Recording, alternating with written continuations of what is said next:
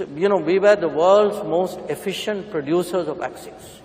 The same if you look, at that time, my my second job was in a way a sort of a supply chain and oversight minister for some of this, because a lot of the supply chain was actually outside the country. And again, people don't realize it was very important to have that global connect and that global responsibility, because the world also helped us. I think that's something we should acknowledge, that the supply chain came from outside India so that the product could be made in India.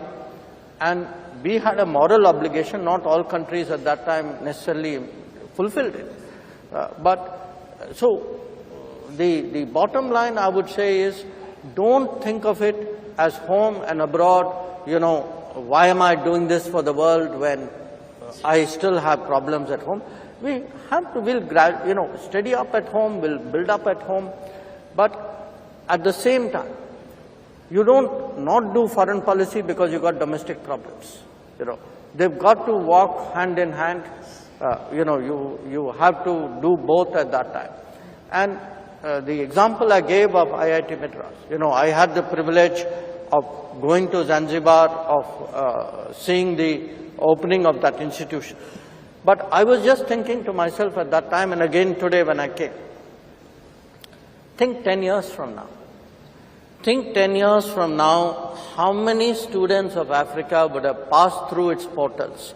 Look at the impact that we would have on the minds of people who in their own countries would be economic and technology leaders. It's an investment beyond value. You will shape, and remember, some, decades ago, others used to do it. If you look at the way I'm giving you as an example, how American universities shape the image of America abroad.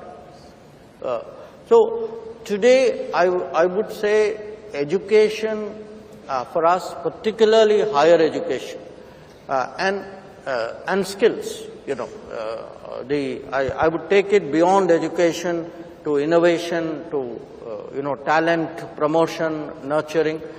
This is an area which I feel at the end of the day, there are oil powers, there are resource powers.